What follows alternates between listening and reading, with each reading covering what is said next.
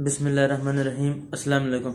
जैसे कि आप लोगों को पता है, हमने चैप्टर नंबर 17 अल्काइल हैलाइड्स को स्टार्ट किया हुआ है। तो हमने अल्काइल हैलाइड्स वगैरह की प्रॉपर्टीज़ और रिएक्शन वगैरह को डिस्कस किया था। अब हम स्टार्ट करने लगे ग्रिग्नार्ड रिएजेंट्स, जिन्हें ऑर्गेनोमेटालिक कंपाउंड्स भी कहा जाता है। और ये ग्रिग्नार्ड रिएजेंट्स जो होते हैं RMgX। अब इसमें जो X है ये हेलोजन है। उसके बाद ये जो मैग्नीशियम है ये आप लोगों को पता है कि मेटल होता है, सेकंड ग्रुप से बिलोंग करता है। उसके बाद ये जो R है ये एक अल्काइल ग्रुप है। अल्काइल ग्रुप में अब ये CH3 भी हो सकता है, अब C2H5 भी हो सकता है, इसी तरीके से C3H7 भी हो सकता है। तो ये एक अल्काइल ग्रुप है। और मैग्नीशियम जो है ये एक मेटल है, और इसीलिए ऑर्गेनोमेटालिक कंपाउंड भी कहा जाता है, क्योंकि कार्बन का मेटल के साथ डायरेक्ट बॉन्ड बना होता है मेटल के साथ, और साथ एक हैलोजन होता है।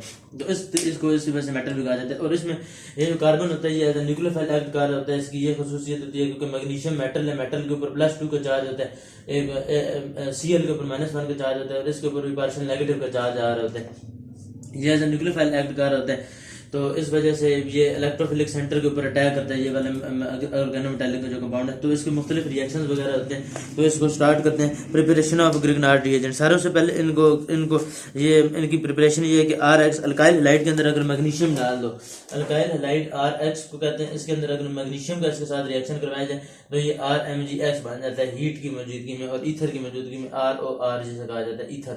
ईथर एक फंक्शनल ग्रुप है। अल्काइल हैलाइड का मैग्नीशियम के साथ रिएक्शन करवाया जाए और हीट प्रोवाइड की जाए तो ग्रिग्नार्ड रिएजेंट्स बन जाते हैं। ये ऑर्गेनोमेटालिक कंपाउंड्स होते हैं, क्योंकि जैसे मैंने आपको बताया ऑर्गेनो कार्बन की वजह से, और मेटालिक क्योंकि मैग्नीशियम एक मेटल है। Magnesium metal cut into small pieces is added to the solution of alkyl halide or aryl halide into only dry ether।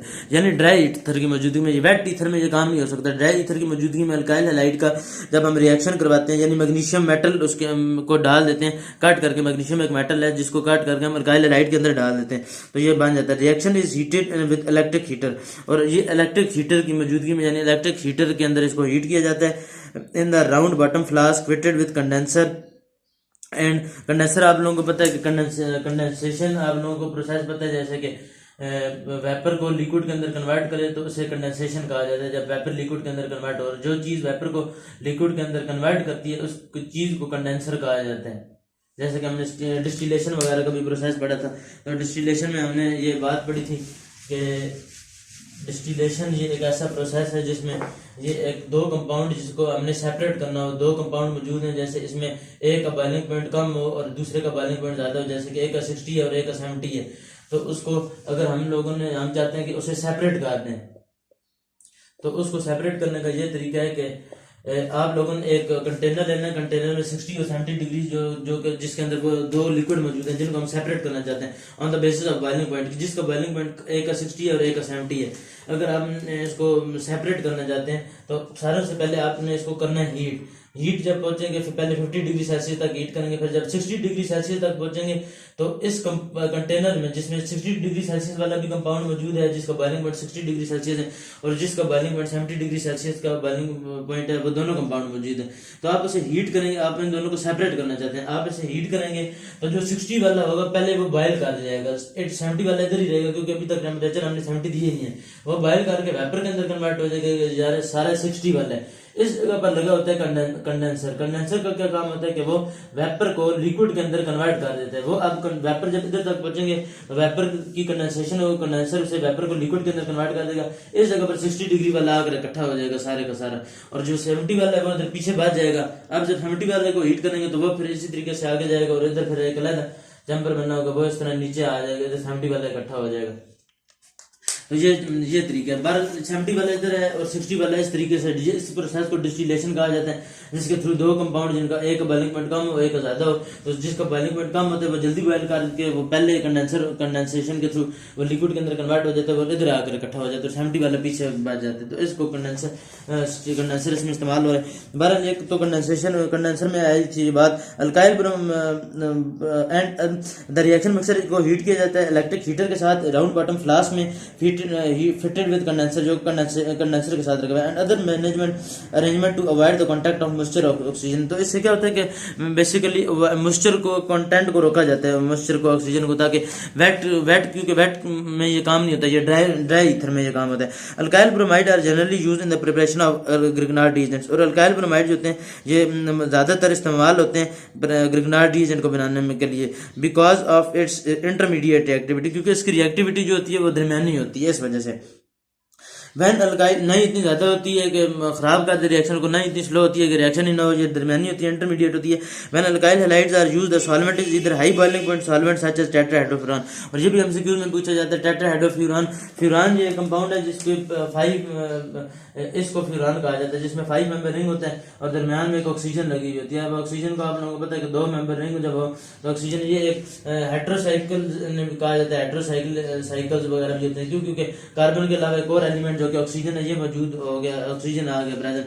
इसी तरीके से अगर ऑक्सीजन की जगह अगर एस हो तो उसे हम थायोफीन कह देते हैं। इसी तरीके से एस की जगह या ओ की जगह अगर एन हो से पिरिडीन कह देते हैं, पायरोल कह देते हैं 5 मेंबर रिंग को। अगर यही रिंग अगर 6 मेंबर रिंग हो बेंजीन वाली जगह तो इसे पिरिडीन कह देते हैं। तो ये मुख्तलिफ कंपाउंड हैं, तो इसको फ्यूरान कहा जाता है। तो टेट्राहाइड्रोफ्यूरान वो उसमें इधर ये तो फ्यूरान होता है, इधर उन्होंने टेट्राहाइड्रोफ्यूरान एक और कंपाउंड THF दिया हुआ है, टेट्राहाइड्रोफ्यूरान। उसके बाद is employed with less reactive aryl halides are use, और उसके साथ फिर अराइल हैलाइड्स को इस्तेमाल किया जाता है लेस रिएक्टिव, यानी जिसका रिएक्टिविटी जिसकी कम हो। अराइल हैलाइड जो होते हैं, जैसे कि अल्काइल हैलाइड हमने अभी थोड़ी देर पहले पढ़ा था कि अल्काइल हैलाइड होते हैं वो RH होते हैं, जैसे कि ये R हो गया और ये X अल्काइल हैलाइड। इसी तरीके से अगर कोई बेंजीन रिंग के साथ Cl जुड़ा हुआ है जैसे क्लोरोबेंजीन वगैरह हो गया तो ये एक अराइल हैलाइड बन जाते हैं, एक किस्म के अल्काइल हैलाइड, क्योंकि ये उसके साथ हैं बेंजीन के साथ है क्लोरीन जुड़ा हुआ है, क्लोरोबेंजीन अराइल, ये एक अराइल होता है, ये वाला बेंजीन को अराइल चेन कहा जाता है।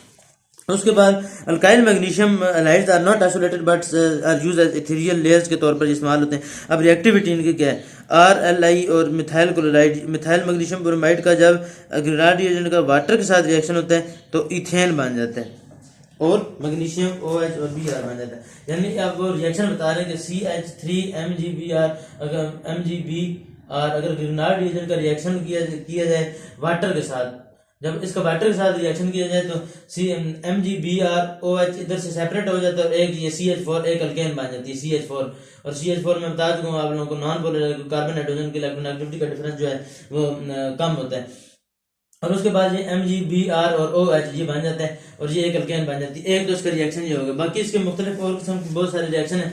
ये एज ए न्यूक्लियोफाइल के तौर पर कार्बन की न्यूक्लियोफिलिक सेंटर के तौर पर एक्ट करती है इसकी, तो ये इलेक्ट्रोफिलिक कार्बन के ऊपर अटैक बनता है। इसी तरीके से हमने बहुत सारे ग्रिग्नार्ड रिएजेंट के रिएक्शन पढ़े थे, जैसे एक CH3COO और CH3 ये कीटोन है, इसको ये एज रिड्यूसिंग एजेंट इस्तेमाल होता है, ये इसे अल्कोहल के अंदर कन्वर्ट कर देता है। ये CH3MgBr है, RMgH लिख देते हैं डायरेक्ट सिंपली, ये एज न्यूक्लियोफाइल इस कार्बन के ऊपर अटैक कर रहा है, डबल बॉन्ड टूट के उधर जाएगा, CH3CO के ऊपर नेगेटिव चार्ज आ जाएगा, इधर CH3 होगा, इधर भी CH3 यानी R आगे जुड़ जाएगा। फिर इसका प्रोटोनेशन होगी तो ऊपर CH3CO के ऊपर साथ H आगे जुड़ जाएगा, ये अल्कोहल बन जाएगा, एक टर्शियरी अल्कोहल बन जाएगा कीटोन से। इसी तरीके से अगर CrCOOH एल्डिहाइड हो तो फिर क्या होगा? सेकेंडरी अल्कोहल बन जाता है। वही चीज R नेगेटिव MgX इसके ऊपर अटैक करेगा, ये वाला बॉन्ड टूट के ऑक्सीजन के ऊपर चला जाएगा, RC ऑक्सीजन के ऊपर नेगेटिव चार्ज होगा और ये R इस जगह पर आके जुड़ जाएगा और Mg इधर MgX आके जुड़ जाएगा। फिर हम वाटर ऐड करेंगे और इसके ऊपर ऑक्सीजन नाइट्रोजन के ऊपर अटैक करेंगे, ये इधर से लीव कर जाएगा, RCO के ऊपर H आ जाएगा, इधर H और इधर R, और ये MgX और OH MgBr OH ये अलग हो जाएगा और ये एक सेकेंडरी अल्कोहल बन जाएगा, इधर टर्शियरी अल्कोहल बनेगा। इसी तरीके से अगर फॉर्मल्डिहाइड हो, फॉर्मल्डिहाइड से फिर ये चीज ये वाला एक R इधर आके जुड़ जाएगा, एज इट इज रिएक्शन होगा तो इस जगह पर ये HCOH और H और इस जगह पर R आ जाएगा, तो ये एक प्राइमरी अल्कोहल बन जाएगा। यानी इससे primary alcohol, secondary alcohol, tertiary alcohol भी आ सकते हैं। ये भी आ सकता है convert the Grignard reagents into alcohol, तो हम इसको कीटोन के साथ रिएक्शन करवा देंगे। और ये भी आ सकता है convert the ketone into tertiary alcohol, ये भी आ सकता है कि MCQ में पूछा जा सकता है कि tertiary alcohol is found by the formaldehyde या इथेनॉल या प्रोपेनॉन, तो जारी बात है टर्शियरी अल्कोहल जो है ये प्रोपेनॉन से बनता है। इस तरह मुख्तलिफ किस्म के सवाल बन के आ सकते हैं। मुख्तलिफ इसके रिएक्शन है।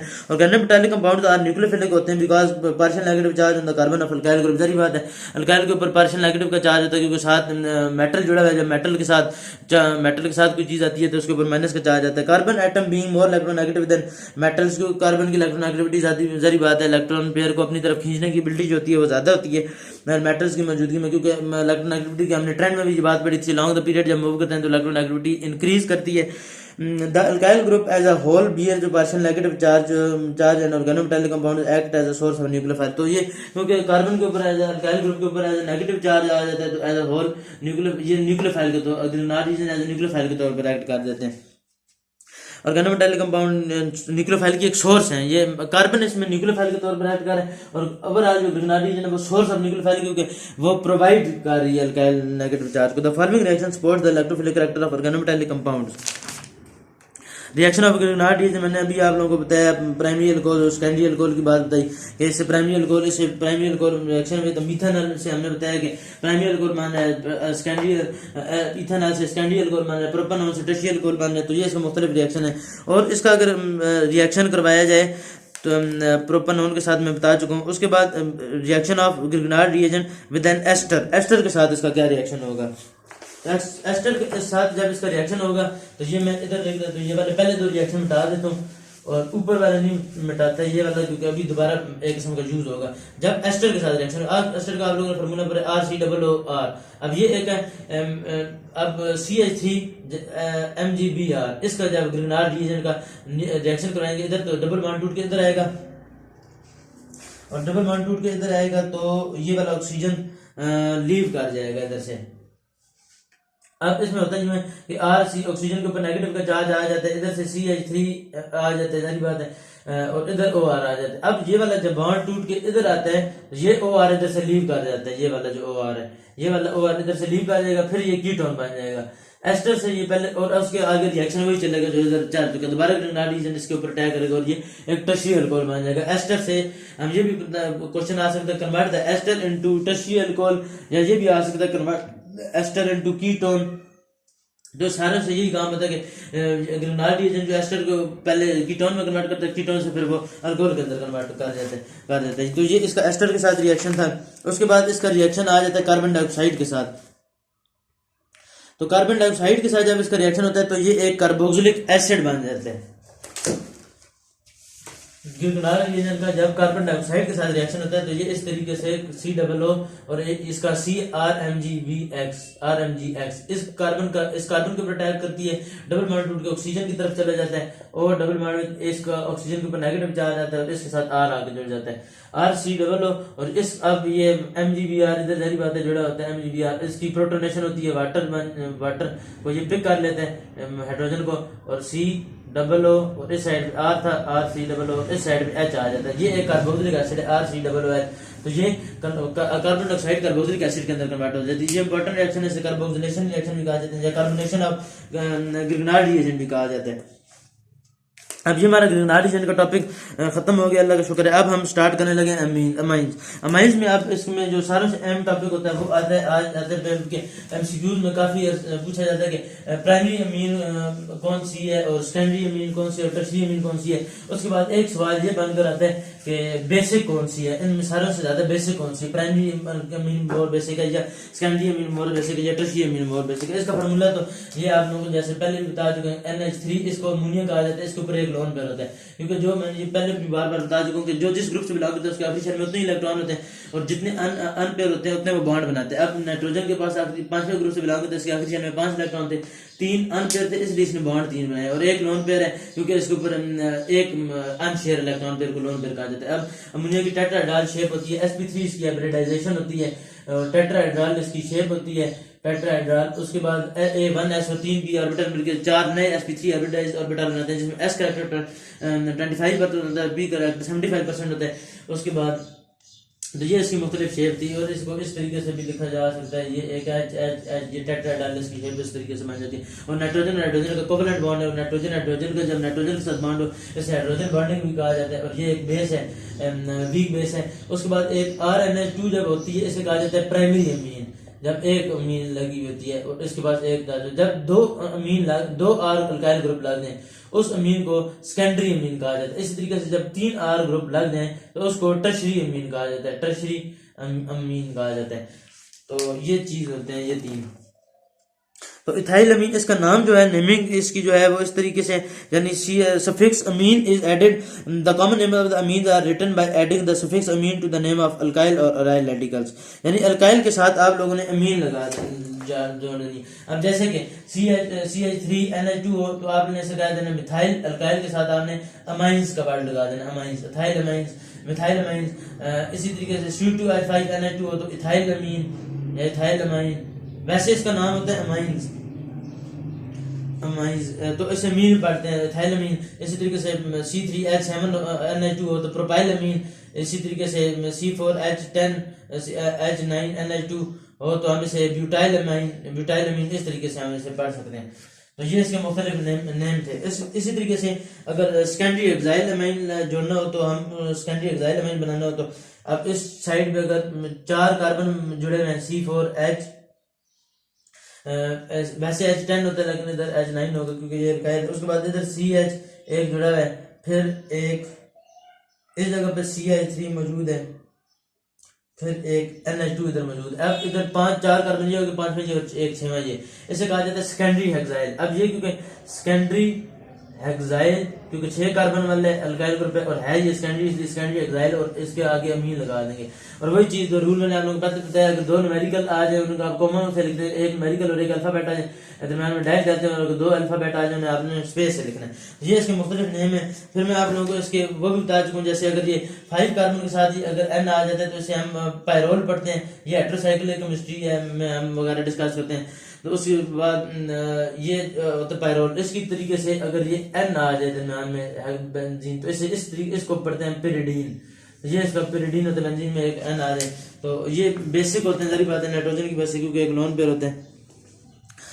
उसके बाद प्राइमरी अमाइंस N के साथ मैं आप लोगों को बता चुका हूँ, अगर दो अमीनो से डाइमिथाइल अमीन भी पढ़ सकते हैं, सेकेंडरी अमीन भी इसको, यानी अगर CH3 इस साइड पे भी CH3 इधर है, इसको डाइमिथाइल अमीन पढ़ सकते हैं, इसको डाइमिथाइल अमीन। तो उसके बाद पिरिडीन का मैं बता दूंगा ट्राइमिथाइल अमीन। इसी तरीके से अगर इधर CH3 इधर CH3 इधर CH3 है तो ट्राइमिथाइल अमीन, या टर्शरी अमीन भी पढ़ सकते हैं और ट्राइथाइल अमीन। टर्शरी अमीन तो इसका कॉमन अमीन हो जाता है, लेकिन आईयूपैक नेम में ट्राइमिथाइल अमीन। इसी तरीके से अगर इधर ब्यूटाइल हो, इधर भी ब्यूटाइल इधर भी ब्यूटाइल तो ट्राइब्यूटाइल अमीन, तो इस तरीके से हम इसे पढ़ सकते हैं।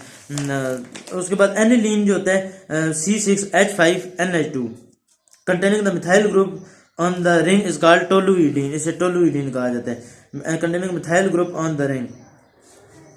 ये तो इसके अब एक और 4 इंपॉर्टेंट इसके हैं जिन्हें हेटेरोसाइक्लिक में तो नहीं, क्योंकि हेटेरोसाइक्लिक के कार्बन रिंग कार्बन के अलावा कोई और एटम रिंग के अंदर आ जाए उसे को कहा जाता है हेटेरोसाइक्लिक, तो उसमें वो हेटेरोसाइक्लिक था। अगर वैसे रिंग के बाहर हो तो फिर वो हेटेरोसाइक्लिक में नहीं आता, वो वैसे हम जिस तरह करते हैं बाकी, जैसे कि ये अब नाइट्रोजन रिंग के अंदर नहीं है, नाइट्रोजन रिंग के बाहर है R और इस साइड पे NH2 है। इसी तरीके से इसे कहा जाता है पैरा टोलुआइडीन, पैरा टोलु, T इसका कैपिटल होगा T, P इसका छोटा होगा पैरा TLOLUIDIN, पैरा टोलुआइडीन। अब क्योंकि पैरा पर नाइट्रोजन पैरा इस जगह पे एक मिथाइल ग्रुप है और ये इसके बिल्कुल पैरा पर अमीन लगा हुआ है, या अमीन इधर ग्रुप है और अल्काइल इसके पैरा पर लगा हुआ है। तो उसका if there is some alkyl group substituted in NH2 is represented by an alkyl group, it indicates that alkyl group is located on the nitrogen atom and not on the ring। अच्छा, उसके बाद अब ये एक और benzene ring है, benzene ring है। अब ये आपका रेजोनेंस को आपको पता है, ये दरम्यान में क्यों साइन डाला है, उसके बाद नाइट्रोजन के इस जगह पर एक मिथाइल ग्रुप है और इस जगह पर एक हाइड्रोजन ग्रुप है। अब इसका एक साइड पे मिथाइल ग्रुप है और एक साइड पे इसका एराइल ग्रुप है। हमने इसे क्या बना N methyl aniline, N methyl aniline, क्योंकि इसको अगर सिर्फ NH2 हो बेंजीन रिंग के साथ उसे क्या पढ़ते हैं एनिलीन, और अगर N के साथ जारी बात है एक हाइड्रोजन को रिप्लेस करके इन्होंने इसको एनिलीन पढ़ते हैं। NH2 के बेंजीन के साथ अगर NH2 आ जाए और एक हाइड्रोजन को रिप्लेस करके जब उन्होंने मिथाइल लगा दी तो हमने N मिथाइल एनिलीन कह दी। इसी तरीके से इसी जगह 2 आ जाए तो एन एन डाइमेथाइल एनिलीन कह देंगे, CH3 N N dimethyl aniline, N N dimethyl aniline. इसी तरीके से एक मिथाइल ग्रुप इस जगह पर हो, एक मिथाइल ग्रुप इस जगह पर, जैसे कि ये एन एन डाइमेथाइल एनिलीन है नाइट्रोजन के साथ, इधर भी R group R N N dimethyl aniline, और इस जगह पर भी एक आर ग्रुप हो तो उसे पड़ता है N N dimethyl paratoluidine, N N dimethyl paratoluidine, toluidine. ये इसका नोमेनक्लेचर था। अब हम इसको स्टार्ट करने लगे। This system amino group is indicated by the prefix amino followed by the name of the hydrocarbons. The position of the amino group is indicated by the number obtained by the numbering the chain of hydrocarbon. Secondary and tertiary amines are named by using the compound prefix that include the name of all the largest alkyl group. Amino methane. अब इसको हम, जैसे हमने methyl अमीन पढ़ा था, इसे amino methane भी कह सकते हैं, अमाइनो मीथेन। IUPAC नेम में क्योंकि आप लोग याद रखने के लिए ये भी तरीका कर सकते हैं कि आखिर में अल्केन भी आ जाता है, जैसे हमने पढ़ा था हेलो अल्केन्स कि IUPAC में हम इसे हेलो अल्केन्स भी पढ़ सकते हैं कि आखिर में अल्केन आ रहा होता है। इसी तरीके से अमाइनो अल्केन भी कह सकते हैं, जैसे कि अमाइनो मीथेन, एक कार्बन वाली अमीन हो CH3NH2 अमाइनो मीथेन, जैसे हेलो अल्केन था तो आखिर में तक AN ही आ जाए। इसी तरीके से अगर 2 अमाइनो ब्यूटेन, यानी 2 के ऊपर एक अमीनो ग्रुप लगा हो, इसका IUPAC नेम, इधर मिथाइल हो, इस जगह पर NH2 हो, तो ये IUPAC नेम में और आम नेम में फर्क करने का सारा आसान तरीका है कि आखिर में अल्केन आ रहा हो तो इसका मतलब IUPAC नेम है। जैसे कि हेलो अल्केन में हमने पढ़ा था chloro methane, chloro ethane, chloropropane. इसी तरीके से amino methane, amino ethane, amino butane, अब इसमें 2 अमाइनो ब्यूटेन आ गए क्योंकि 2 के ऊपर मिथाइल ग्रुप लगा, 2 अमाइनो मीथेन, अमाइनो ब्यूटेन। तो वही बात, 2 के बाद ए कैपिटल होगा, अमाइनो के बाद स्पेस देनी है, उसके बाद ब्यूटेन लिखना है, और ब्यूटेन का स्पेस नहीं देनी इधर अमाइनो के बाद, आप लोगों ने डायरेक्ट लिखना है अमाइनो ब्यूटेन। उसके बाद वैसे इस जगह अमाइनो मीथेन जब लिखना है तो अब तब इधर स्पेस देनी है, जब अमाइनो मीथेन लिखना है तो अमाइनो पहले लिखना है ए कैपिटल अमाइनो और उसके बाद मीथेन का एम छोटा। इसी तरीके से इस जगह पर जब आपने लिखना है 2 अमाइनो ब्यूटेन तो आप लोगों ने डायरेक्ट अमाइनो और ब्यूटेन के दरमियान स्पेस नहीं देनी। उसके बाद इसी तरीके से मिथाइल अमाइनो ईथेन, एन के ऊपर एक साइड पे मिथाइल और एक साइड पे मिथाइल हो तो मिथाइल अमाइनो ईथेन यानी हेलो अल्केन आ जाते हैं। अच्छा, उसके बाद आगे आ जाते हैं एन के साथ अगर एक डाइमिथाइल अमाइनो ब्यूटेन। अब ये इसके 2 नाम है, ये बहुत इंपॉर्टेंट है, ये भी समझ लेना है, आसान है बहुत नोमेनक्लेचर, लेकिन इनकी याद रखनी पड़ेगी। ये इस साइड पे अगर इथाइल ग्रुप जुड़ा हो और एक साइड पे N हो और एक साइड पे H हो और एक साइड पे मिथाइल हो तो जाहिर बात है मिथाइल अमाइनो ईथेन, तो ये एक मिथाइल हो गया, मिथाइल का M कैपिटल होगा क्योंकि फर्स्ट डिजिट है मिथाइल। उसके बाद अमाइनो, मिथाइल के बाद स्पेस देनी है, फिर अमाइनो, फिर स्पेस देनी है, फिर ईथेन, मिथाइल पहले, फिर अमाइनो, फिर ईथेन। वही बात है कि आखिर में अमाइनो ईथेन आ रहा हो, अमाइनो ईथेन, अमाइनो अल्केन आ रहा हो, अमाइनो अल्केन, ये अमाइनो अल्केन। इसी तरीके से अगर इस जगह पर एक ब्यूटाइल ग्रुप जुड़ा हो, इस जगह पर N, इस जगह पर R और इस जगह पर भी R, तो फिर आप लोगों ने क्या लिखना है कि डाइमिथाइल, अब ये 2 डाइमिथाइल है, डाइमिथाइल अमाइनो ब्यूटेन, क्योंकि सारी बात है ये 2 छोटे ग्रुप हैं तो हमने इसलिए डाइमिथाइल पहले लिख दिया और आगे क्योंकि ब्यूटेन है तो अमाइनो ब्यूटेन, ताकि आखिर में वही बात अमाइनो पे खत्म हो रहा है अमाइनो अल्केन के ऊपर। The polar nature of the, अब इसका वही बात है कि फिजिकल प्रॉपर्टीज हम डिस्कस करने लगे और मैंने बताया कि नाइट्रोजन ऑक्सीजन की जब हाइड्रोजन के साथ या हाइड्रोजन की नाइट्रोजन के साथ या हाइड्रोजन की फ्लोरीन के साथ उसे हाइड्रोजन बॉन्डिंग कहते हैं। द पोलर नेचर ऑफ, और सारों से वीक फोर्सेज जो होती है हाइड्रोजन बॉन्डिंग से, कोवेलेंट बॉन्डिंग से, आयोनिक बॉन्डिंग से, जो वीक फोर्स होती है वो इंटरमॉलिक्यूलर फोर्सेज होती है। और इंटरमॉलिक्यूलर वो होती है कि जब किसी का पार्शियल पॉजिटिव चार्ज, जैसे मैंने आप लोगों को पहले भी बताया था, वाटर के दरमियान भी बात बताई थी कि ये N और H का जो बॉन्ड है, अब ये मैं शेप बनाने लगूं, N का H के साथ इधर बॉन्ड है, ये एक एनिलीन है। इसी तरीके से ये इधर से एक हाइड्रोजन का बॉन्ड है और इधर से नाइट्रोजन का और एक फिर नाइट्रोजन का, और ये एक जुड़ी हुई है।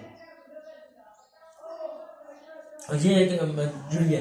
अब ये पार्शियल पॉजिटिव चार्ज है और ये पार्शियल नेगेटिव चार्ज है। अब नाइट्रोजन का और जो हाइड्रोजन के साथ बॉन्ड है, इस बॉन्ड को कहा जाता है हाइड्रोजन बॉन्डिंग, और जो नाइट्रोजन का हाइड्रोजन के साथ बॉन्ड है इसको कहा जाता है इंटरमॉलिक्यूलर फोर्सेस। इंटरमॉलिक्यूलर फोर्सेस जब किसी पोलर का, क्योंकि ये एक पोलर मॉलिक्यूल है, क्योंकि कार्बन नाइट्रोजन की एक्टिविटी ज्यादा है, अपनी तरफ बॉन्ड पेयर को खींच रहा है। अब किसी पोलर मॉलिक्यूल के जो दो पोलर मॉलिक्यूल है उसमें से किसी एक पोलर मॉलिक्यूल के जो स्लाइटली नेगेटिव एंड है वो जब किसी दूसरे पोलर मॉलिक्यूल के स्लाइटली पॉजिटिव एंड से जुड़ा होता है उसको कहा जाता है इंटरमॉलिक्यूलर फोर्सेस। मॉलिक्यूल के दरमियान जो फोर्सेस होती हैं, और एक मॉलिक्यूल फोर्स होती है इंट्रामॉलिक्यूलर। इंट्रामॉलिक्यूलर होता है विद इन द मॉलिक्यूल, एक मॉलिक्यूल के अंदर जो हो रही होती है, और जो दो मॉलिक्यूल के आपस में दरमियान में हो रही होती है उसे इंटरमॉलिक्यूल कहा जाता है। तो इसमें जारी बात है पोलर नेचर है इसका। तो ये ऑप्टिकली एक्टिव भी होती है, अमीन जो होती है NR3 जो होती है, टर्शियरी अमीन जो होती है वो ऑप्टिकली एक्टिव होती है।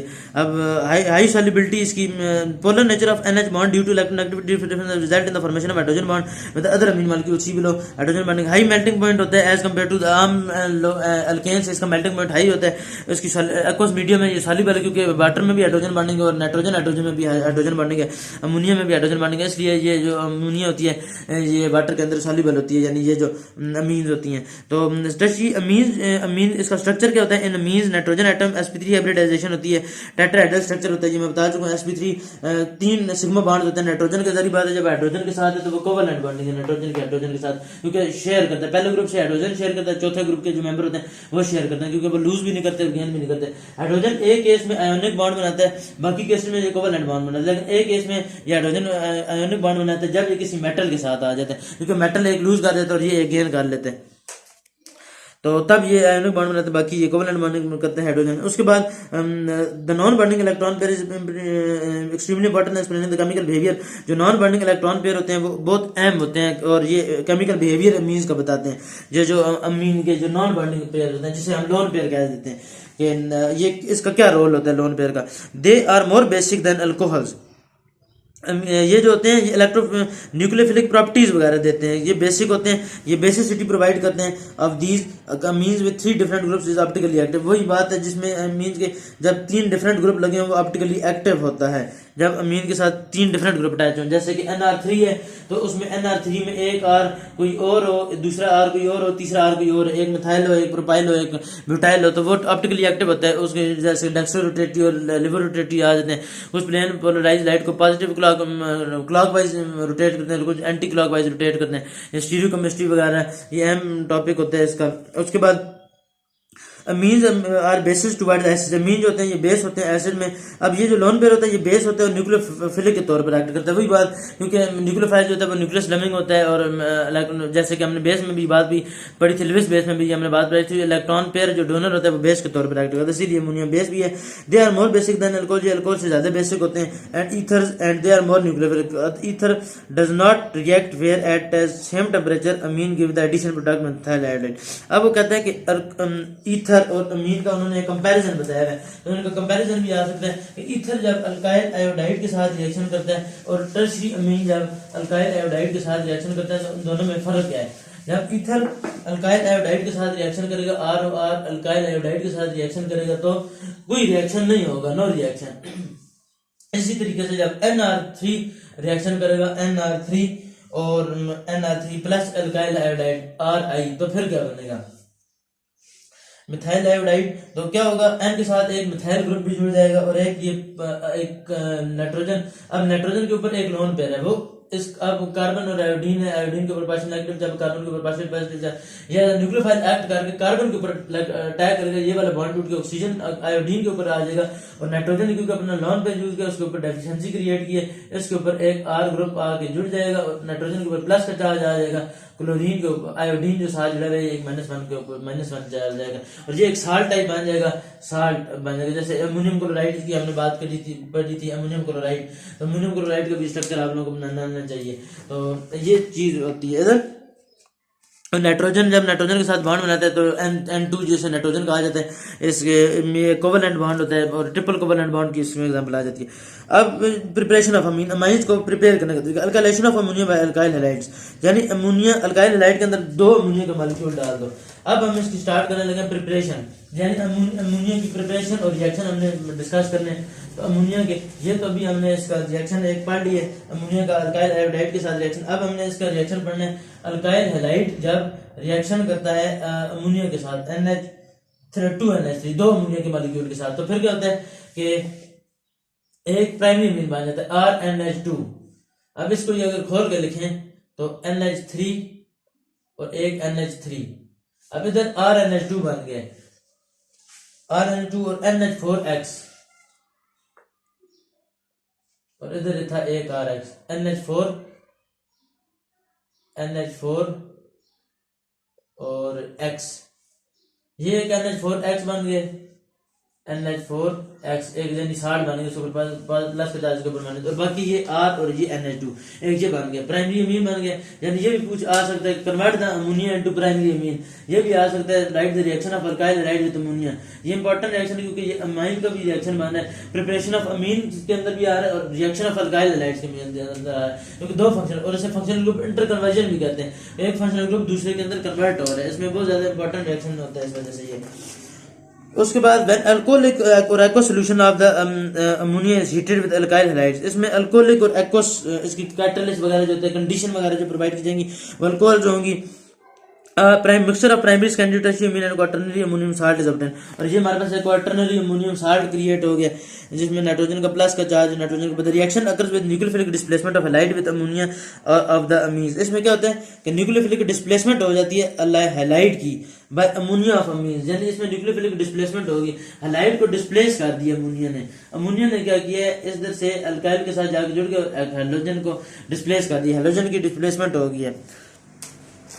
अब अमोनिया प्लस RX, वही चीज उन्होंने दोबारा बताई हुई है कि अमोनिया प्लस RX। अब उधर तो हमने बात करी दो अमोनिया की, जब एक ammonia NH3 plus RX alkyl halide का अमोनिया के साथ रिएक्शन करवाया जाए तो RNH3X बन जाता है, नाइट्रोजन के ऊपर बात प्लस का चार्ज, क्योंकि नाइट्रोजन ने 3 बॉन्ड बनाए हैं, हाइड्रोजन के ऊपर -1 का चार्ज, इसमें रिवर्सिबल रिएक्शन, इसको रिएक्शन कहा जाता है रिवर्सिबल रिएक्शन, जब ये वाला साइन आ जाता है। तो इसमें क्या हो रहा होता है कि RNH2 भी बन रही होती है, अमोनियम भी, और H भी बन रहा होता है, HCl HX जिसे कहा जाता है, अगर बात करो ये X है तो RNH2 और HX ये साइन को कहा जाता है रिवर्सिबल रिएक्शन। और ये इक्विलिब्रियम का ये 10 क्लास का फर्स्ट चैप्टर भी है कि जब नाइट्रोजन का एक लोन पेयर, और 5th चैप्टर में ये जिसमें हमने ये पढ़ा था कि लिक्विड वेपर के अंदर कन्वर्ट हो रहा है, वेपर गैस के अंदर कन्वर्ट हो रहा है, यानी लिक्विड वेपर के अंदर कन्वर्ट हो रहा है, उसी टाइम वेपर भी लिक्विड के अंदर कन्वर्ट हो रहा है, तो उसमें भी इक्विलिब्रियम की हमने बात पढ़ी थी। तो इसमें भी हमने ये बात पढ़ी है रिएक्शन में, यानी इसमें ये हो रहा था कि ये ऊपर वाला जो रिएक्शन है ये फॉरवर्ड रिएक्शन को शो कर रहा है, नीचे वाला रिएक्शन रिवर्स रिएक्शन को शो कर रहा है। यानी जितने वाली जब इक्विलिब्रियम इस स्टेज को कहा जाता है इक्विलिब्रियम, यानी पहले शुरू में तो ये जो क्वाटरनरी अमोनियम साल्ट है ये कन्वर्ट हो रहा होगा अमोनियम और HCl के अंदर, लेकिन जब इक्विलिब्रियम की स्टेज आ जाएगी तो उसके बाद क्या होता है कि अमोनिया के इधर से न प्रोडक्ट की कंसंट्रेशन चेंज होती है, ना इसकी कंसंट्रेशन चेंज होगी, ना इसकी कंसंट्रेशन चेंज होगी, जब इक्विलिब्रियम की स्टेज आ जाएगी। इस साइन को कहा जाता है इक्विलिब्रियम का साइन।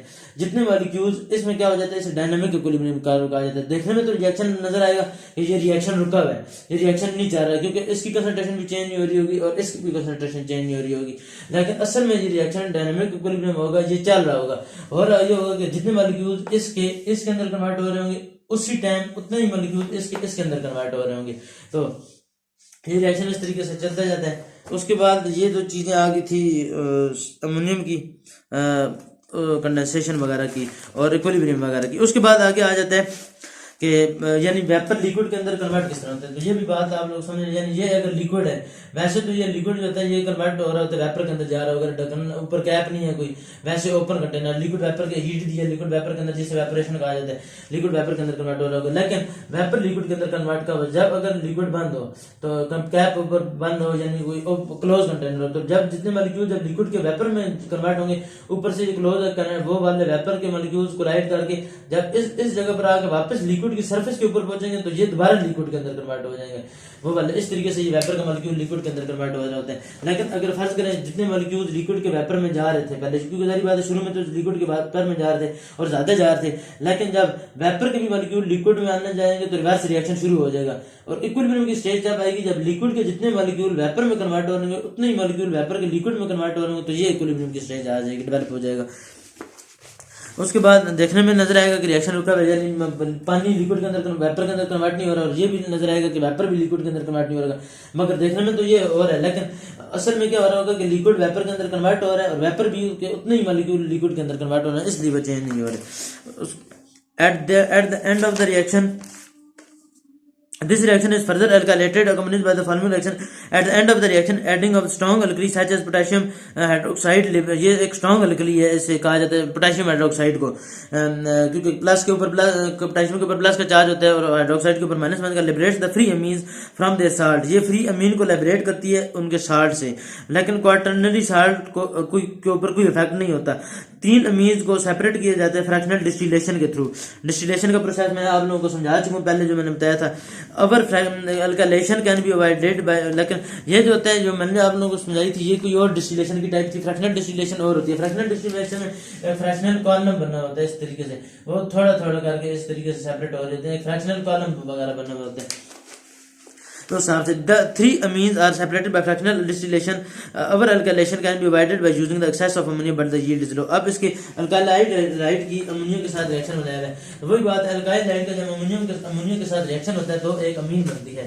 अब ये इधर एक है अल्काइल इथाइल आयोडाइड, इसका जब अमोनिया के साथ रिएक्शन होगा तो ये एक इथाइल अमीन बन जाएगा, NH2 प्लस हाइड्रोजन आयोडाइड बन जाएगा। इसी तरीके से जब एक इथाइल आयोडाइड होगा उसका इसी इथाइल अमीन के साथ रिएक्शन कराया जाएगा, दोबारा इथाइल आयोडाइड का इसी इथाइल अमीन के साथ जो कि बने, तो फिर क्या बन जाएगा, एक N के साथ 2 इथाइल लग जाएंगे, इधर भी इथाइल लग जाएगा, इधर भी इथाइल लग जाएगा, सिर्फ एक H बाकी रह जाएगा और एक हाइड्रोजन आयोडाइड बन जाएगा। फिर इसी का दोबारा रिएक्शन करवाया जाएगा इथाइल आयोडाइड के साथ, तो N के साथ 3 इथाइल लग जाएंगे, इसी तरीके से और एक हाइड्रोजन आयोडाइड, फिर इथाइल आयोडाइड के साथ रिएक्शन करवाया जाएगा तो नाइट्रोजन लोन पे यूज करके फिर अपने साथ एक और इथाइल को भी मिला लेगा, इथाइल और नाइट्रोजन एक, और साथ नाइट्रोजन के ऊपर प्लस का चार्ज आएगा, आयोडीन के ऊपर माइनस का चार्ज आएगा। अब उसके बाद आगे आ जाते हैं reduction of nitrogen containing functional group, reduction of nitriles, यानी ये नाइट्राइल्स की रिडक्शन के लिए भी इस्तेमाल होता है। रिडक्शन ऑफ अल्काइल और light give the primary amines, यानी अमाइड के अंदर साइनाइड के अंदर मिथाइल साइनाइड के अंदर इन्हें नाइट्राइल्स कहा जाता है। हाइड्रोजन डाल दो और Al2O3 डाल दो तो मिथाइल अमीन बन जाता है, CH इसकी रिडक्शन हो जाती है। जब साइनाइड की रिडक्शन से नाइट्राइल्स की रिडक्शन से अमीन बन जाते हैं, जनरेट हो जाते हैं, और इसको हम ये भी कह देते हैं कि हाइड्रोजन का नंबर इंक्रीज हो गया। अब जैसे कि ये CH3 साइनाइड है, इसकी जब रिडक्शन करवाएंगे तो CH3 CH2 NH2 हो जाएगा। अब इसमें रिडक्शन के लिए जो कैटालिस्ट वगैरह इस्तेमाल होंगे तो 2 हाइड्रोजन हमने ऐड कराई है और Al2O3 और रोडियम साथ डाला, रोडियम एक मेटल है। उसके बाद इसी तरीके से एक अगर बेंजीन ग्रुप लगी हुई है, बेंजीन ग्रुप के साथ CH2 साइनाइड है, फिर इसकी भी रिडक्शन होगी, लेकिन इसके लिए कैटालिस्ट जो होगा वो सिंपल निकल इस्तेमाल कर, निकल मेटल, निकल की आप लोगों को पता है ट्रांजिशन मेटल है, डी ब्लॉक एलिमेंट है, निकल कॉपर जिंक, तो इसका कॉपर और निकल कॉपर जिंक, निकल कॉपर और जिंक, इसका 27 28 29 30 28 इसका प्रोटॉन नंबर होता है, तो ये 3D ब्लॉक एलिमेंट है, 3D8 इसके आखिर में आ जाता है। उसके बाद इसकी रिडक्शन करेंगे तो ये CH2 तो ऑलरेडी था, इसके अंदर भी हाइड्रोजन ऐड हो जाता है कार्बन के साथ और नाइट्रोजन के साथ भी हाइड्रोजन ऐड हो जाता है, तो ये एक बन जाता है। इसी तरीके से रिडक्शन ऑफ नाइट्रो कंपाउंड की रिडक्शन की जाए तो C6H5 और NO2 आ जाता है, इसकी रिडक्शन की जाए तो C6H5 NH2 आ जाता है, ऑक्सीजन लीव आ जाता है और NH2 ऑक्सीजन के बजाय हाइड्रोजन आ जाता है। इसके लिए जो मेटल इस्तेमाल होता है वो टिन है, ये कैटलिस्ट, और टिन HCl रिडक्शन के लिए, और एक नेसेंट हाइड्रोजन इस्तेमाल की जाती है जो ब्रैकेट के अंदर इस तरह लिखी होती है। इसी तरीके से अगर इस तरीके एक और नाइट्रोजन हो, C6H, इधर एक बेंजीन रिंग हो और इस साइड पे भी NO2 हो, इस साइड पे भी NO2 हो और एक साइड पे NH2 हो, और एक नाइट्रो ग्रुप को हमने अमीन के अंदर कन्वर्ट करना हो तो आयरन और सल्फ्यूरिक एसिड, ये आयरन आप लोगों को याद होना चाहिए, आयरन और सल्फ्यूरिक एसिड क्या करता है, एक नाइट्रो ग्रुप को अमीन के अंदर कन्वर्ट कर देता है। यानी जब एक नाइट्रो था तो हमने टिन और HCl डाला, जब एक साइड पे अमीन मौजूद है तो फिर हमने आयरन और सल्फ्यूरिक एसिड डाला है और नाइट्रो वाले को अमीन के अंदर कन्वर्ट कर दिया, अमीन वाला तो ऑलरेडी अमीन था। उसके बाद और ये इतने ज्यादा इसकी रिडक्शन नहीं होती कि बेंजीन को भी ये साइक्लोहेक्सेन के अंदर कन्वर्ट कर दे। ये आप लोगों ने पता होना चाहिए। ये सिर्फ फंक्शनल ग्रुप जो है नाइट्रो उसको इसने मीन के अंदर कन्वर्ट किया, और इसे फंक्शनल ग्रुप इंटर कन्वर्जन भी कहते हैं, यानी एक फंक्शनल ग्रुप दूसरे के अंदर कन्वर्ट हो चुके हैं। अब तो ये वाली चीज है। उसके बाद RCONH2, इसी तरीके से अमाइड की रिडक्शन की जाए तो तब भी अमीन बन जाते हैं, अमाइड्स की रिडक्शन। और अमाइड हमने फंक्शनल ग्रुप में पढ़ा था, अमाइड जो होते हैं RCONH2 ये एक अमाइड होते हैं। अमाइड की रिडक्शन की जाए Li लिथियम एल्यूमिनियम टेट्राहाइड्राइड के थ्रू, तो ये क्या बन जाता है, एक RCH इधर आगे जुड़ जाएगी, इधर भी OH आगे जुड़ जाएगी, और इधर NH2 आगे जुड़ जाएगा, और इधर भी H आगे जुड़ेगा, RCH2 और ये NH2 बन जाएगा। तो ये आज है ना, मैं आप लोगों ने रखनी है। जैसे कि हमने पहले पढ़ा था एस्टर का, जब ग्रिग्नार्ड रिएजेंट के साथ रिएक्शन करवाते थे तो उसमें एक अल्कोहल बनता था, यानी O पूरा O खत्म नहीं होता था, OH में कन्वर्ट हो जाता। जब अल्काइल का, जब एस्टर्स का या कीटोन का जब हम ग्रिग्नार्ड रिएजेंट के साथ रिएक्शन करवाते थे, लेकिन जब अमाइड का लिथियम एल्यूमिनियम टेट्राहाइड्राइड के साथ रिएक्शन करवाया तो O नहीं खत्म हुआ, इसकी जगह CH2 NH2 आया। बाल बच्चे इधर गलती करते हैं, ग्रिग्नार्ड रिएजेंट वाला रिएक्शन याद होता है वो इधर भी OH डाल देते, इधर OH नहीं आएगा। ये OH को भी ज्यादा, OH से भी ज्यादा OH को भी खत्म कर देता है। जो लिथियम एल्यूमिनियम टेट्राहाइड्राइड होता है OH को भी रिड्यूस करके H के अंदर कन्वर्ट कर देता है। यानी उस हिसाब से ये लिथियम एल्यूमिनियम टेट्राहाइड्राइड जो है ये ग्रिग्नार्ड रिएजेंट से भी ज्यादा स्ट्रॉन्ग रिड्यूसिंग एजेंट है। इसी तरीके से ARNH2 को हम नाइट्रोएरीन कहते हैं, उसके अंदर अल्काइल ग्रुप डाल दो तो R ग्रुप डाल दो तो ये primary bar reduction of amides, ये हम पढ़ चुके हैं। रिडक्शन ऑफ अमाइड्स में RCONH2 को ब्रोमीन और KOH के थ्रू भी ये अमीन के अंदर कन्वर्ट हो जाती है, क्योंकि कार्बन डाइऑक्साइड बीच में से, लेकिन एक चेन शॉर्टन हो जाएगी अमाइड्स में से, और कार्बन डाइऑक्साइड रिमूव हो जाएगी अमाइड में से जब Br2 और KOH डालेंगे। जब Br2 इधर, तो हमने ये पढ़ा है कि हमने ये वाली जो अमाइड की रिडक्शन पढ़ी है कि इधर कार्बन की चेन कम नहीं हुई, जब हमने इसकी रिडक्शन की तो कार्बन की चेन कम नहीं हुई, लेकिन जब हम अमाइड की रिडक्शन करते हैं Br2 और KOH के थ्रू, यानी RCONH2 इसकी हमने रिडक्शन की, RCONH2 Br2 की मौजूदगी में और पोटेशियम हाइड्रोक्साइड इसकी मौजूदगी में, तो फिर क्या होगा, ये कार्बन डाइऑक्साइड चेन शॉर्टन हो जाएगी, पूरी की पूरी चेन लीव कर जाएगी, कार्बन डाइऑक्साइड निकल जाएगी, RNH2 हो जाएगा और ये कार्बन डाइऑक्साइड रिमूव हो जाएगी। तो ये आप लोगों को पता होना चाहिए कि इसमें जब हमने रिडक्शन करवाया था पहले अमाइड का लिथियम एल्यूमिनियम टेट्राहाइड्राइड से, तो चेन शॉर्टन नहीं हुई थी, और लेकिन इसमें जब हमने Br2 और पोटेशियम हाइड्रोक्साइड डाला है अमाइड के साथ, तो कार्बन डाइऑक्साइड तो रिमूव कर गई है, लेकिन क्योंकि पोटेशियम हाइड्रोक्साइड का एक ऑक्सीजन इसके साथ आ गया होगा और कार्बन डाइऑक्साइड लीव कर गई होगी, और एक KBr आ गया होगा और एक NH2, यानी इधर से एक ऑक्सीजन लीव कर जाता है तो ये हो जाएगा, इधर से एक Br2 है और एक जहरी बात है KBr बन गया होगा, और एक इधर बन गया होगा क्योंकि इधर 2 Br थे और एक KOH था, इधर चलो इधर लिख देते हैं KOH था, तो एक जहरी बात है KBr बन गया होगा, KBr, एक बन गया होगा HBr बन गया होगा HBr, और एक इधर से इसने ऑक्सीजन कार्बन ले लिया होगा, कार्बन डाइऑक्साइड बन गया होगा, और ये एक RNH2 बन गया। उसके बाद ये तो थे इसके मुख्तलिफ रिएक्शन। उसके बाद अमीन की रिएक्टिविटी आ जाती है। अमीन और बेसिक, अमीन जो होते हैं ये बेसिक होते हैं, न्यूक्लियोफाइल होते हैं because of the non bonding, क्योंकि इसके ऊपर एक लोन पेयर होता है, और रिलेटिव क्योंकि एबिलिटी जो है इस लोन पेयर की वो भी डिपेंड करती है कि वो कितना बेसिक है, एंड द रिलेटिव स्टेबिलिटी जो होती है वो भी डिपेंड करती है अमोनियम आयन की, is responsible for basicity of different amine. Consider the following reaction, strength of basic expressed in PKB, यानी पी की जैसे pH हमने पढ़ा था माइनस लॉग H होता है, इसी तरीके से PKB जो होता है माइनस लॉग KB को कहते हैं। For ammonia and methylamine PKB values are PNH3, यानी अमोनिया की जो है PKB वैल्यू है वो 4.76 है। इसी तरीके से मिथाइलअमीन की जो वैल्यू है वो 3.38 है, यानी मिथाइलअमीन की जो PKB वैल्यू है वो कम है, 3.38 है। इसी तरीके से सिंस क्योंकि अमोनिया की जो है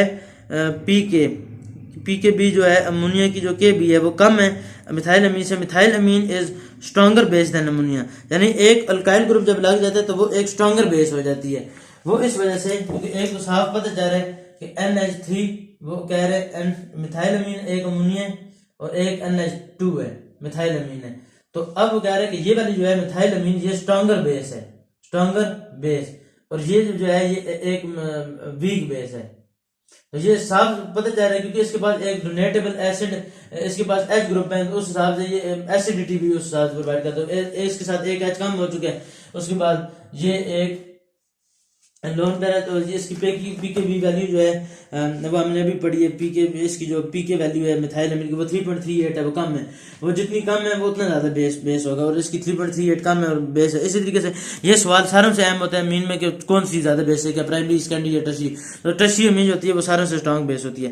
ammonium the pair of electron attach bye s orbitals, इसकी एक और रीज़न भी उन्होंने बताई हुई है कि in ammonium the pair of electron, जो अमोनिया के अंदर pair of electron attracted by s orbitals of hydrogen atom where methyl amine sp3 orbital of carbon pushes the electron towards nitrogen. तो वो क्या कर रहा है मिथाइल अमीन में, ये क्योंकि एक बल्कि ग्रुप होता है मिथाइल अमीन में, आर की जगह अगर CH3 खोल कर लिख दें तो ये क्या कर रहा होता है, लोन पेयर को, इलेक्ट्रॉन पेयर को नाइट्रोजन की तरफ पुश कर रहा होता है।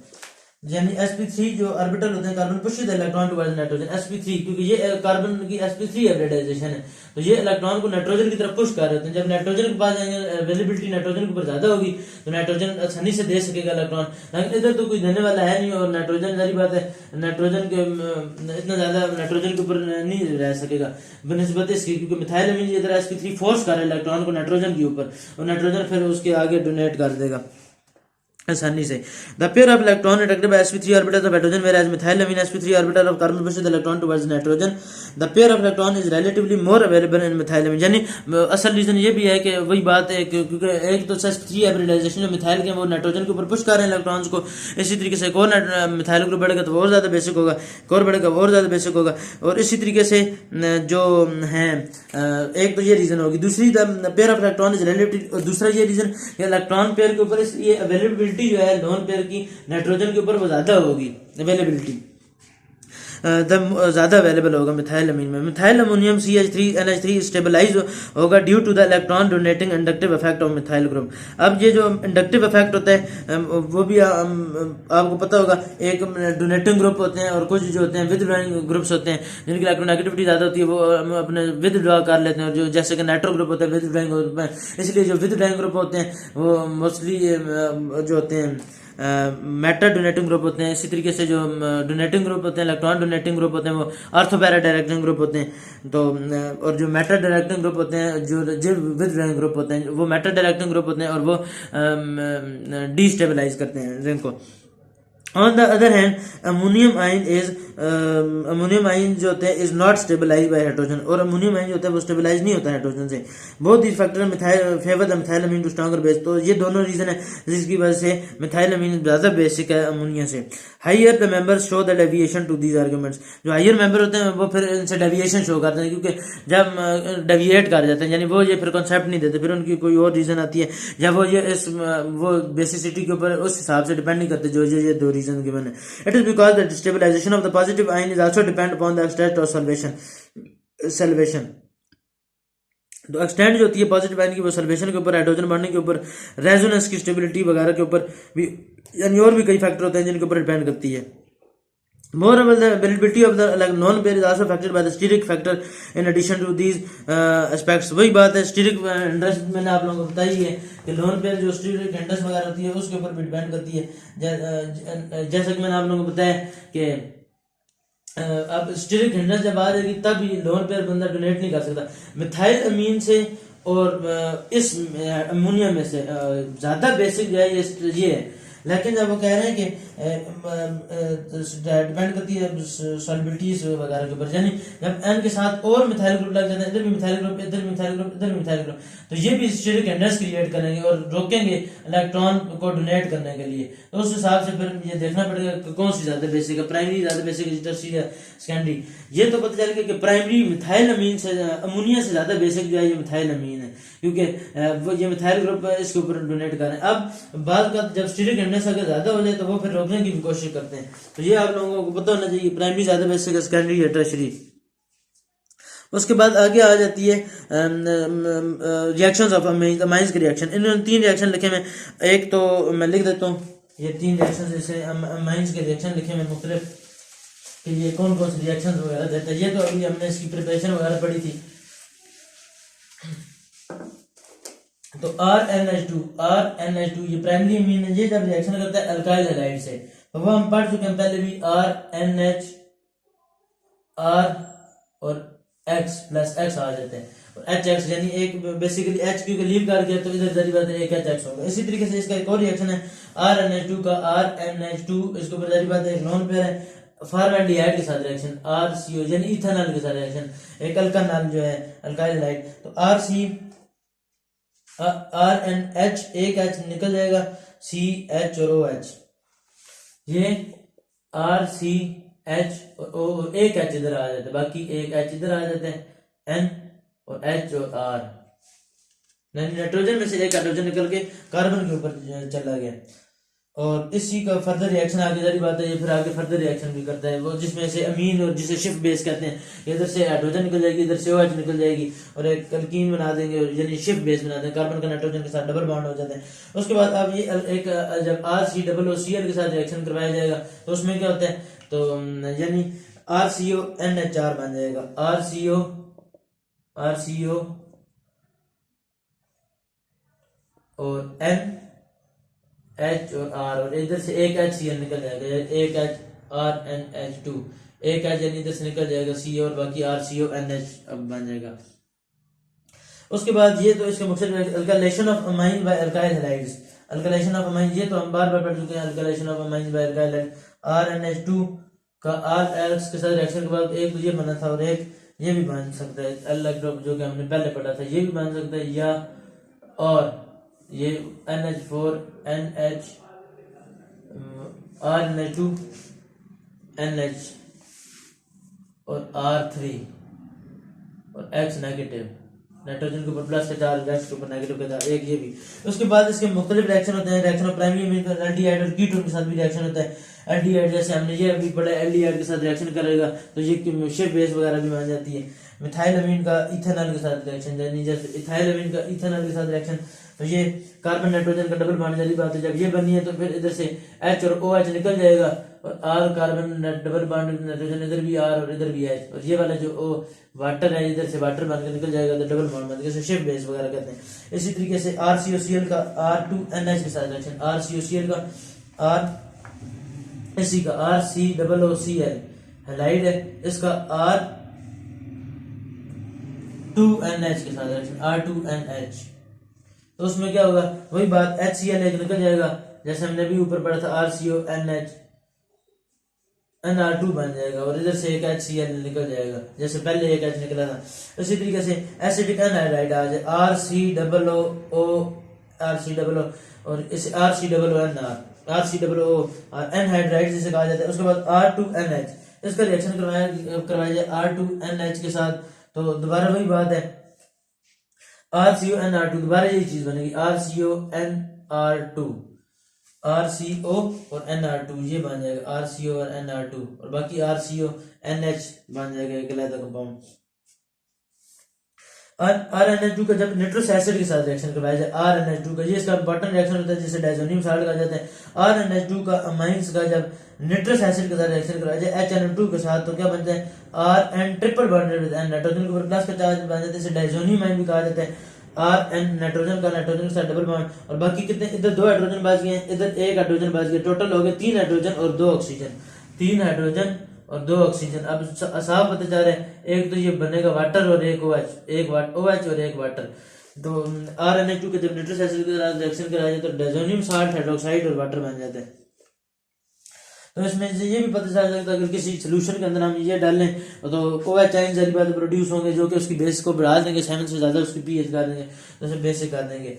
उसके बाद डायजोनियम ग्रुप में इज रादर अनस्टेबल, डायजोनियम ये वाला जो होता है ये अनस्टेबल होता है, यानी फॉरन रिएक्शन कहा जाता है, क्योंकि ये स्टेबल है, इधर से ये बॉन्ड टूटेगा और ये वाला बॉन्ड टूटेगा, N2 की फॉर्म में ये नाइट्रोजन उड़ जाएगी, लीव कर जाएगा और कार्बोकाइटाइन बन जाएगा, R के ऊपर प्लस का चार्ज बन जाएगा, ये एक इंटरमीडिएट होता है। फिर तो उसके बाद एक तो ये तरीका, दूसरा ये तरीका कि इस के अलावा भी कार्बोकाइटाइन के साथ इसी के साथ जैसे मैंने आप लोगों को बात बताई कि ये डबल बॉन्ड टूट के N के ऊपर चला जाएगा और कैटाइन जो होगा प्लस का चार्ज होगा वो R के ऊपर आ जाएगा, वो एक इंटरमीडिएट है।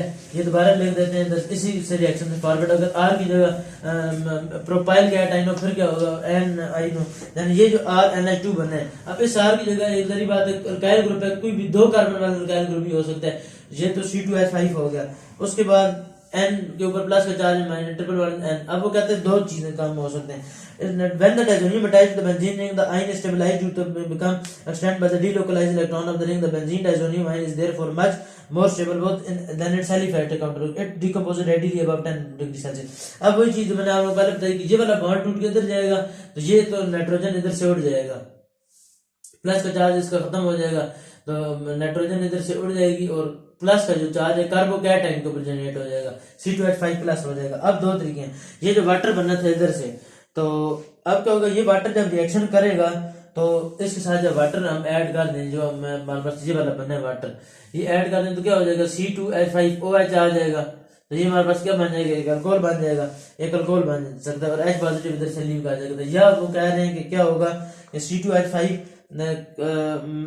वाटर के साथ रिएक्शन ना करे. एक तो ये तरीका वाटर के साथ रिएक्शन, जब वाटर से रिएक्शन के बगैर क्या होगा, इधर भी H है, इधर भी, इधर C है, इसके ऊपर प्लस का चार्ज. जेवर बॉन्ड 2 जैसे कि हमने बीटा एलिमिनेशन में पढ़ा था कि बीटा हाइड्रोजन जब मौजूद होती है तो बेस आके हाइड्रोजन के ऊपर अटैक करती है, डबल बॉन्ड टूट कार्बन कार्बन डबल बॉन्ड बना देते. तो इसमें भी वही केस होगा, यानी बॉन्ड इधर से टूटेगा, कार्बन कार्बन एक एल्कीन प्रोड्यूस हो जाएगी और इधर बाकी H आ जाएगा और एक हाइड्रोजन लीव कर देगी, हाइड्रोजन लीव कर जाएगी. तो ये भी पूछा जा सकता है. एक इथीन में, इसे इथीन कहा जाता है जो कि अल्कीन है, इसका फार्मूला होता है CnH2n और ये एक अल्कीन है. इसमें कोवेलेंट बॉन्ड कितने हैं, 1 2 3 4 5 6 इसमें कोवेलेंट बॉन्ड है. और अगर ये पूछा जाए कि कोवेलेंट बॉन्ड में इलेक्ट्रॉन कितने हैं, तो 1 2 3 4 5 6 7 8 9 10 11 12 कोवेलेंट बॉन्ड में इलेक्ट्रॉन मौजूद है. पेयर जो है वो 1 2 3 4 5 6 क्योंकि एक पेयर है. अगर बॉन्ड पेयर पूछा जाए, जब बॉन्ड कोवेलेंट बॉन्ड पूछते हैं, लेकिन जब इलेक्ट्रॉन की बॉन्ड की जाती है तो हम फिर सारों को 12 कहेंगे क्योंकि एक बॉन्ड में 2 इलेक्ट्रॉन होते हैं. तो इधर ये अल्काइन के रिएक्शन खत्म हो गए. अब माइंस के ये वाला चैप्टर खत्म हो गया. इसी तरीके से ये वाला चैप्टर नंबर 17 खत्म हो गया. अल्लाह का शुक्र है.